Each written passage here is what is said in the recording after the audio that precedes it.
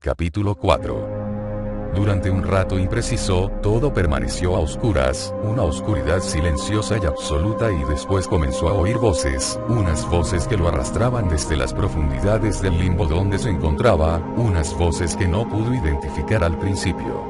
Y a lo lejos, en algún punto indeterminado, oyó el lamento de unas sirenas de policía. Le han dado. Oh, Dios mío. Comprueba que no hay nadie más. Espera. No puedo encontrar la herida. Ayúdame.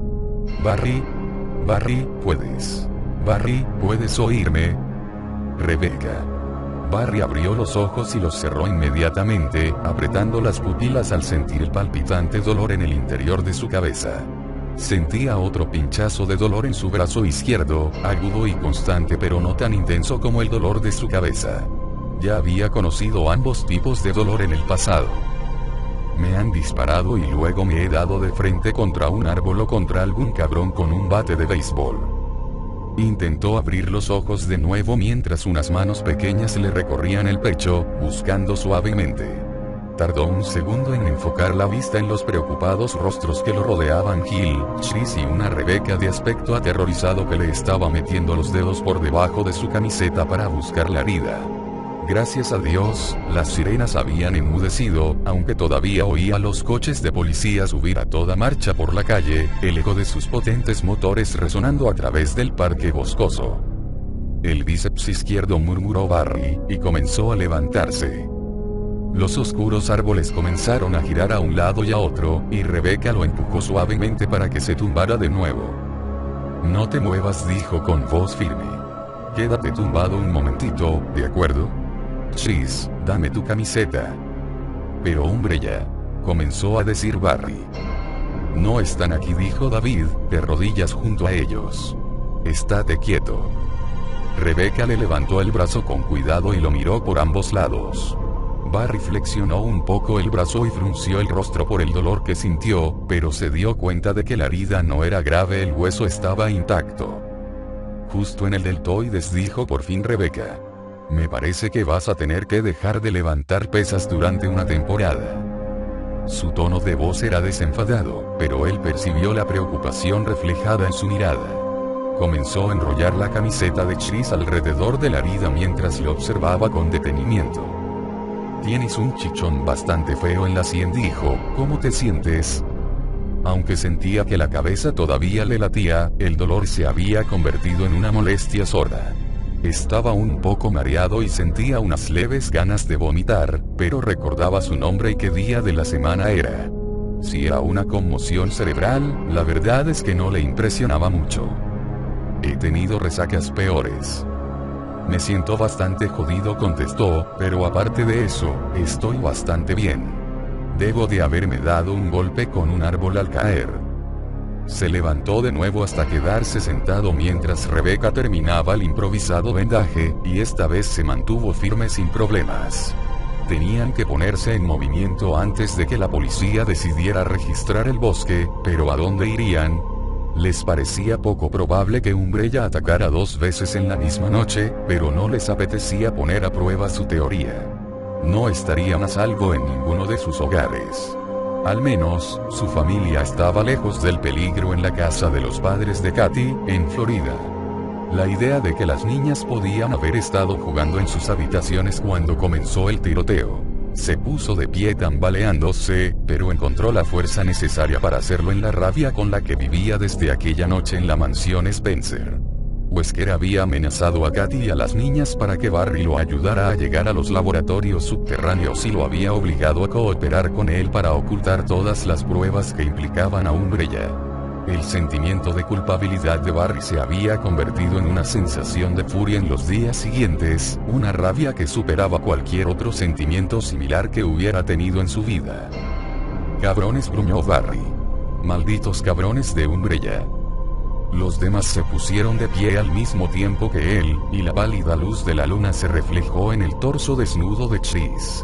Todos parecían sentirse muy aliviados de que no estuviera gravemente herido, todos, menos David, que parecía desolado como jamás antes lo había visto Barry.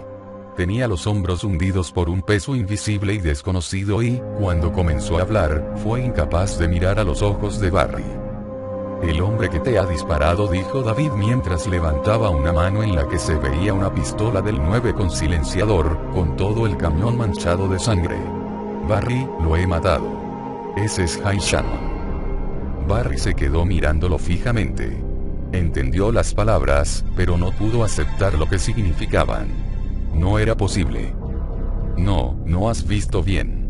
Está demasiado oscuro. David se dio la vuelta y atravesó el espacio lleno de árboles que los separaba del cuerpo caído. Barry lo siguió tambaleándose, y su cabeza comenzó a dolerle por algo más que un golpe contra el tronco de un árbol. No puede ser Shannon. No, de ninguna manera. David ha perdido los nervios por el tiroteo. Eso es. Ha cometido un error. Solo que David jamás perdía los nervios en un tiroteo, jamás lo había hecho, y no cometía errores con tanta facilidad. Barry apretó los dientes por el dolor que sentía y lo siguió, esperando y deseando por primera vez que su amigo estuviese equivocado. El individuo se había caído de espaldas o David le había dado la vuelta. Fuese como fuese, ahora sus ojos abiertos miraban sin vida el cielo estrellado, con una aguja de pino metida en uno de ellos.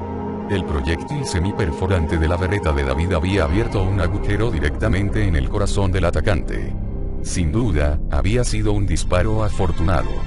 Cuando miró la cara blanca por la pérdida de sangre del cadáver, Barry sintió que su corazón también quedaba sin vida y se convertía en piedra. Dios, Shannon, ¿por qué? ¿Por qué lo has hecho? ¿Quién es? Preguntó Gil en voz baja. Barry se quedó mirando fijamente al hombre muerto, incapaz de contestar.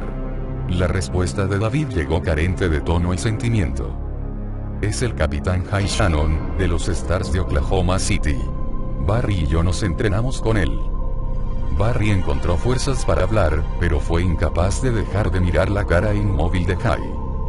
Lo llamé la semana pasada, cuando llamé a David. Estaba preocupado por nosotros. Me dijo que se mantendría ojo avisor con respecto a las actividades de Umbrella. Y seguimos hablando de tonterías durante un par de minutos, poniéndonos al día sobre nuestras cosas y también contándonos viejas historias. Le dije que le iba a enviar fotografías de mis hijas, y él me dijo que tenía que colgar, que le había encantado hablar conmigo pero que tenía que marcharse a una reunión. En ese momento Umbrella ya debía de haberlo comprado, y darse cuenta de aquello fue una revelación brutal y repentina, algo horrible y cruel.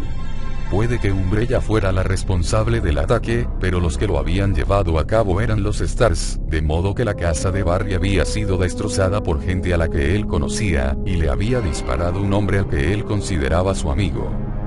El silencio se vio roto por el ladrido de varios perros, un sonido que se filtró a través de los árboles. Por el número y el lugar de donde procedían, parecían ser el equipo de perros de la policía de Raccoon City, que había llegado a la casa.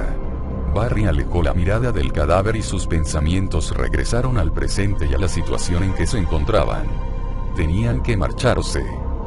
¿A dónde podemos ir?, preguntó David con rapidez. ¿Tenemos algún lugar donde a Umbrella no se le ocurriría mirar?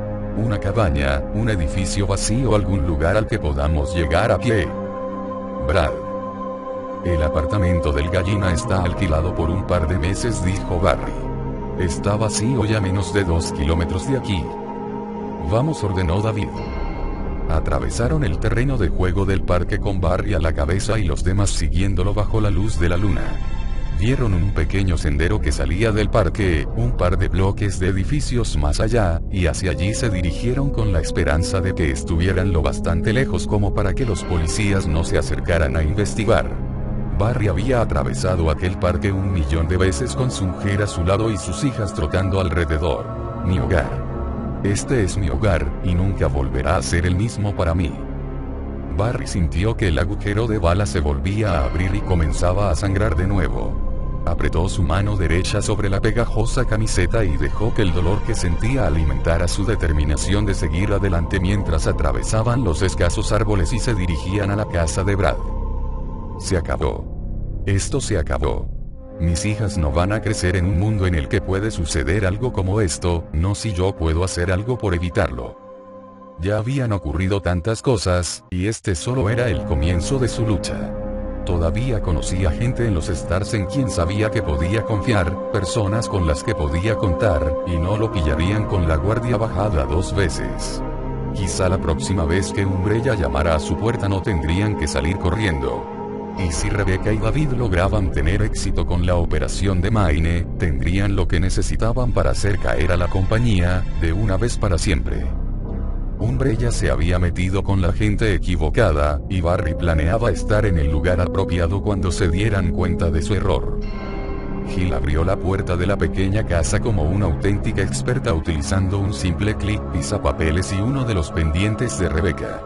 La joven se llevó inmediatamente a Barry al cuarto de baño para utilizar el botiquín de la casa, mientras Chris se dedicaba a buscar una camisa o algo similar para vestirse.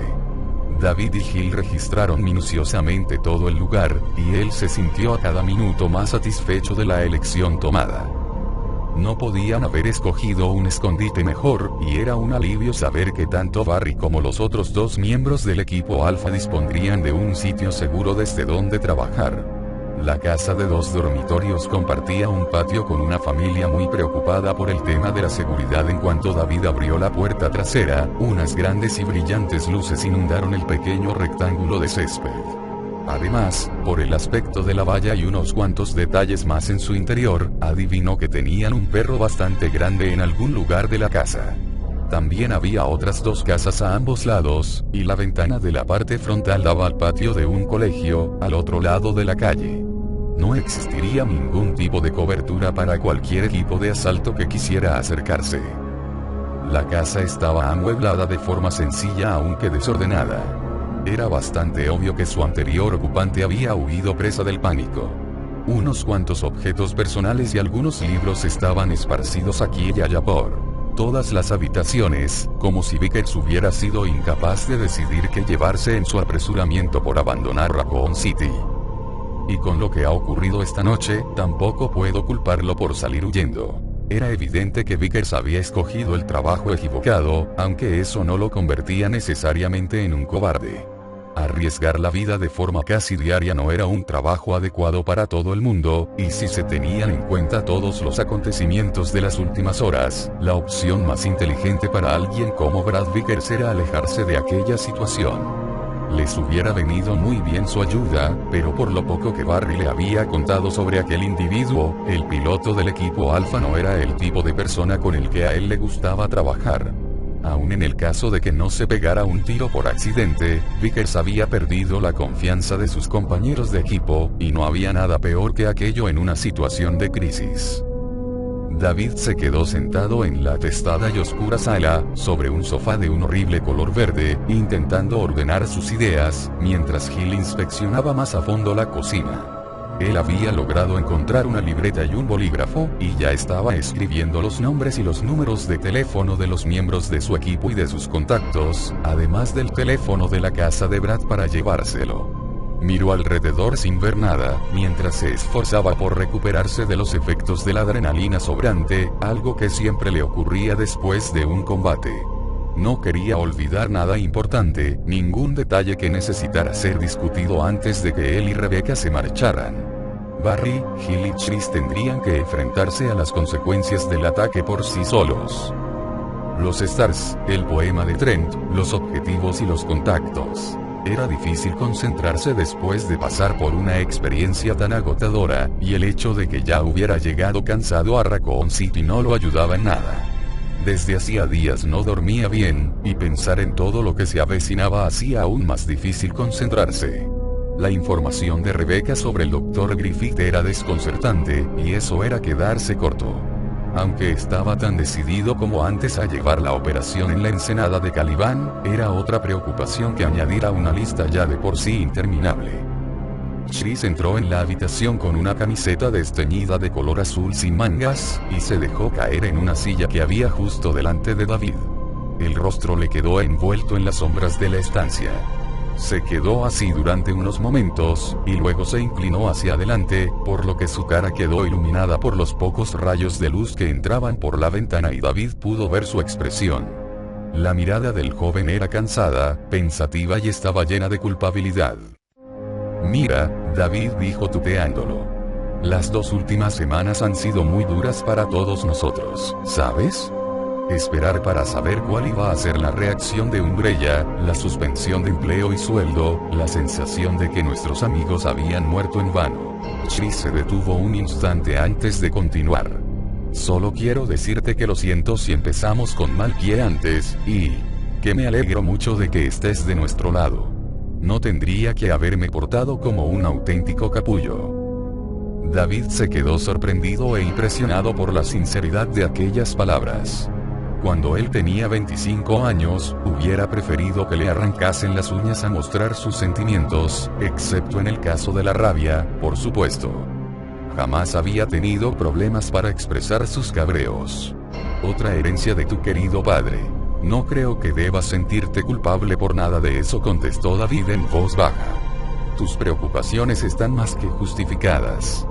Yo también me encuentro bastante tenso, y no quería llegar y ponerme en plan mandón. Los Stars son para mí significan mucho, y quiero que los Stars sean lo que fueron al principio. Gil apareció procedente de la cocina, lo que le evitó a David tener que continuar con su balbuceante discurso. Se sintió aliviado al ver que Chris parecía entender lo que le había querido decir. El joven lo miró fijamente a los ojos y asintió lentamente, como diciendo que la situación se había aclarado entre los dos. David suspiró para sus adentros, preguntándose si alguna vez lograría superar su reticencia a expresar sus emociones. Había pensado mucho desde que Barry lo había llamado, tanto sobre sí mismo como sobre su obsesiva rabia por la traición de los Stars, y había llegado a la preocupante conclusión de que no estaba nada contento con el rumbo que estaba tomando su vida. Se había lanzado de cabeza y se había concentrado de tal modo en su trabajo para evitar tener que resolver sus problemas causados por una niñez problemática.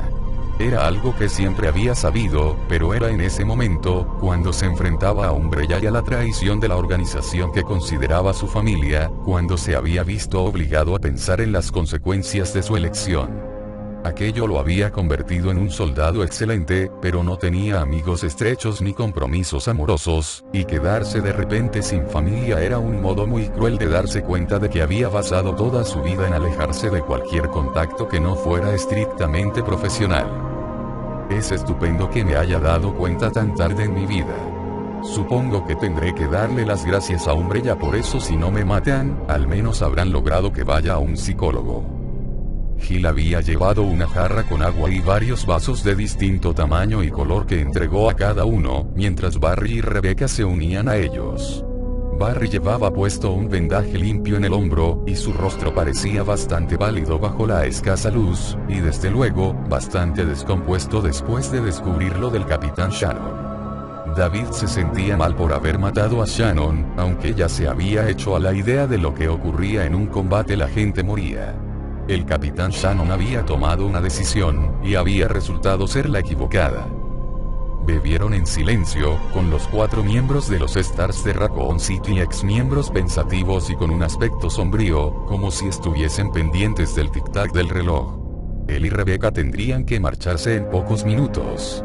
Al otro lado de la calle, un poco más lejos, había una tienda y una cabina de teléfonos al lado, desde donde podrían llamar a un taxi.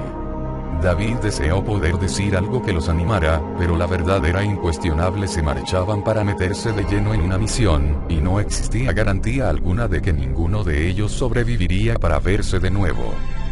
¿Has pensado qué le dirás a la policía?, preguntó a Barry. Este se encogió de hombros. No tendremos que mentir mucho.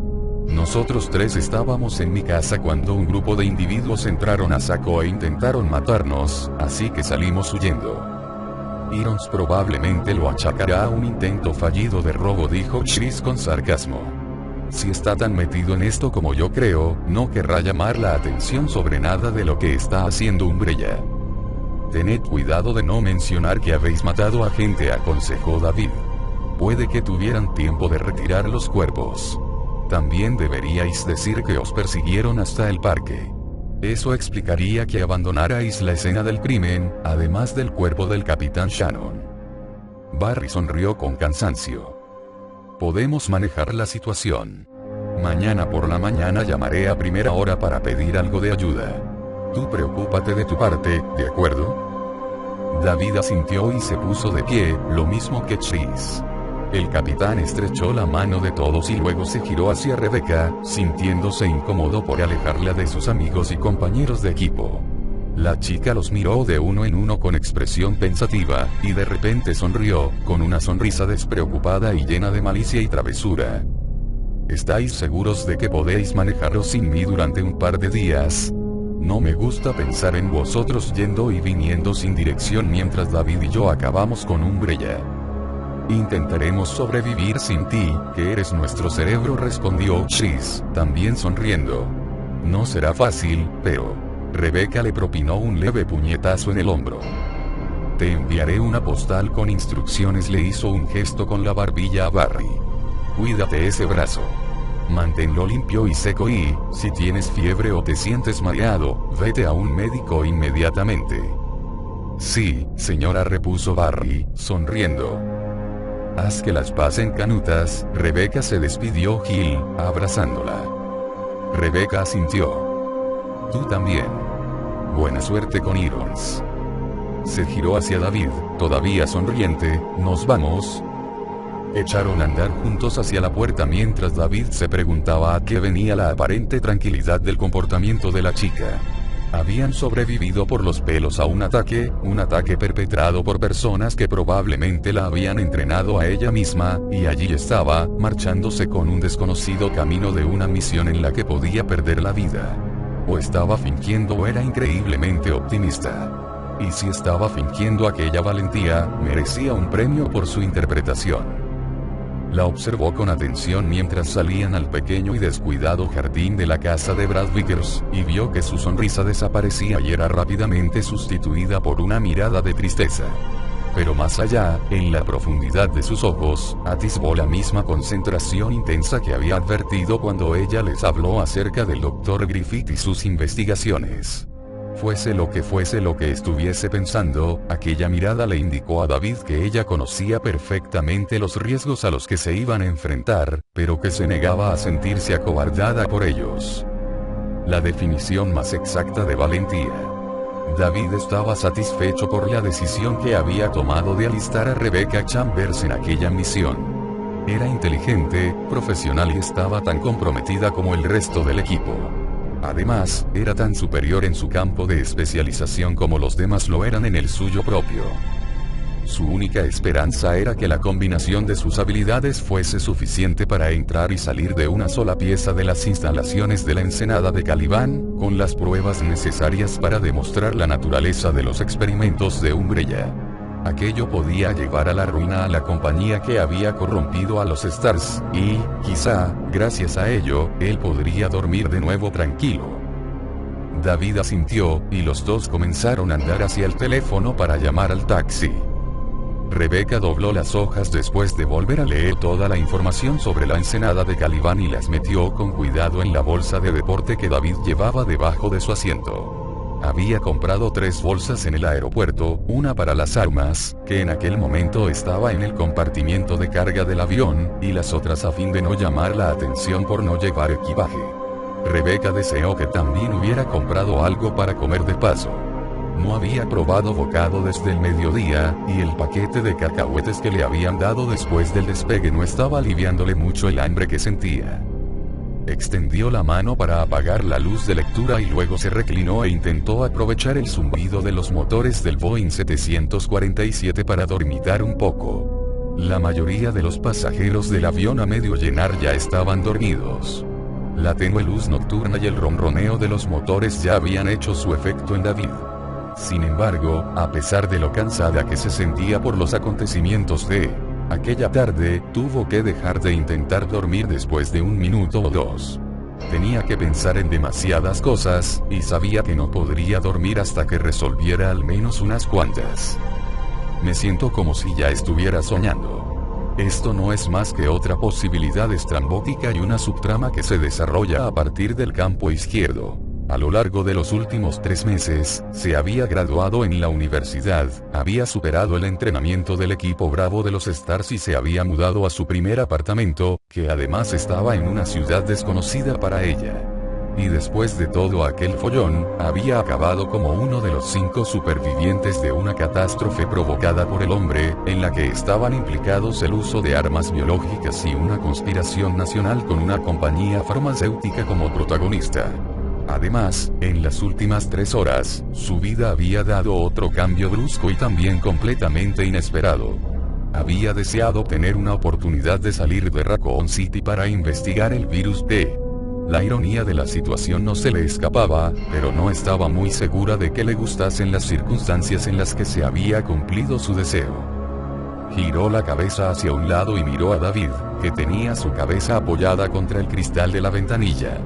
Pudo ver bajo sus ojos unos círculos oscuros debidos al agotamiento. Después de explicarle unos cuantos detalles más sobre la ensenada y de contarle cuál sería el plan de acción del día siguiente, David le había dicho que intentara echar una cabezada. Duerme un poco habían sido sus palabras exactas, y luego había seguido su propio consejo poco después. No era que se hubiera dormido, más bien parecía que había caído en coma de forma instantánea. Incluso duerme de manera eficiente, sin dar vueltas ni moverse en su asiento. Parece que se obliga a sí mismo a obtener el máximo descanso posible en el poco tiempo que tiene. Le parecía un hombre extremadamente eficaz e inteligente, aunque un poco solitario. A pesar de la tranquilidad que mostraba cuando se encontraba bajo presión, a la hora de mantener una charla informal parecía bloquearse, lo que llevó a Rebecca a preguntarse qué clase de vida llevaba. Había quedado impresionada por la rapidez con que había trazado un plan para escapar de la casa de Barry, y estaba encantada de que fuera el jefe de la operación en la ensenada de Caliban, aunque le costaba pensar en él como en un capitán. No emanaba una aureola de autoridad y no parecía agradarle la idea, ya que había insistido en que lo llamara David. Incluso cuando había tomado el mando durante el ataque, no parecía tanto que estuviera dando órdenes como que estuviera ofreciendo consejos. Quizás sea el acento. Todo lo que dice parece tan amable. David frunció el entrecejo mientras dormía, y sus párpados se estremecieron. Al cabo de unos cuantos segundos, sus labios dejaron escapar un gemido casi infantil de angustia. Rebecca pensó por un momento en despertarlo, pero entonces pareció superar cualquiera que fuese su inquietud, ya que su ceño desapareció. Rebecca apartó la vista al sentir de repente que estaba invadiendo su intimidad. Quizás está soñando con el ataque, por haber tenido que matar a alguien que conocía. Se preguntó si a ella la acosaría el recuerdo del hombre que había matado, la silueta recortada entre las sombras que se había desplomado al suelo junto a la casa de Barry. Todavía estaba esperando la sensación de culpabilidad, pero cuando se detuvo a pensarlo con mayor tranquilidad, se sorprendió al descubrir que no estaba intentando razonar sobre el asunto. Había disparado contra alguien, y esa persona podía estar muerta y lo único que sentía era alivio por haber impedido que la matara a ella o a algún otro miembro del equipo. Rebecca cerró los ojos e inspiró profundamente el fresco y presurizado aire de la cabina. Notó el olor a sudor seco sobre su piel, y decidió que su principal prioridad en cuanto llegaran al hotel sería darse una buena ducha. David no quería correr el riesgo de ir hasta su casa por si alguno de los asaltantes lo había reconocido, así que irían a un hotel cercano al aeropuerto poco después de cambiar de aviones. La reunión previa a la misión se celebraría en la casa de uno de los otros 3 miembros del equipo, una experta forense llamada Karen Driver. David le había comentado que probablemente Karen pudiera prestarle ropa limpia, aunque se había ruborizado al decirlo. Desde luego, en algunas cosas era un tipo raro. E inmediatamente después de la reunión, recogeremos nuestro equipo y nos iremos, así de fácil. Aquel pensamiento le provocó un nudo en el estómago, le envió un escalofrío por todo el cuerpo, y la obligó a admitir la verdadera razón por la que no podía dormir solo 2 semanas después de la pesadilla vivida en la mansión de Umbrella, allá en Raccoon City. Estaba por enfrentarse de nuevo a la misma situación. Sin embargo, al menos esta vez tenía una idea de lo que podía encontrar y del embrollo en el que se estaba metiendo. Además, el plan era entrar y salir de las instalaciones sin siquiera enfrentarse a las criaturas creadas por el virus T, pero el recuerdo del peor monstruo de Umbrella, el tirano, estaba muy fresco en su memoria. Aquel enorme cuerpo contrahecho creado con fragmentos de su propio ser, como aquella tremenda garra, que habían visto en el helipuerto de la mansión. La sola idea de que alguien como Nicholas Griffith pudiera tener acceso al virus para utilizarlo. Rebecca decidió que ya había pensado demasiado y que tenía que dormir un poco. Aclaró su mente lo mejor que pudo y se concentró en su respiración, inhalando y exhalando cada vez con mayor lentitud, al tiempo que contaba mentalmente hacia atrás a partir de 100. Aquella técnica de meditación jamás le había fallado con anterioridad, aunque no creía que funcionara en esa ocasión. 99, 98, el Dr. Griffith, David, Stars, Caliban. Se quedó profundamente dormida antes de llegar a 90. Soñó con sombras que se movían, sin estar provocadas por ninguna luz.